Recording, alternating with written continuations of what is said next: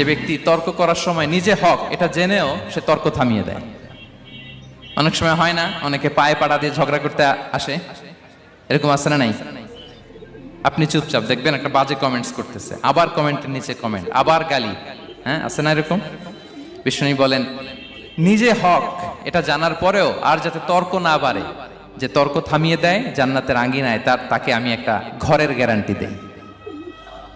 ওয়াবিবাইতিন ফি ওয়াসাতিল জান্নাতি লিমান তারাকাল কাযিবা ওয়া ইন কানা মাযিহান। আর ওই ব্যক্তিকে আমি জান্নাতের মাঝখানে একটা ঘরের গ্যারান্টি দেই যে ব্যক্তি কৌতুক করার সময়ও মিথ্যা পরিহার করে। করতেছে কৌতুক, ফান করতেছে আর কি, হি ইজ কিডিং, পান করে কৌতুক করে, কিন্তু কৌতুকের সময় সে মিথ্যা বলে না।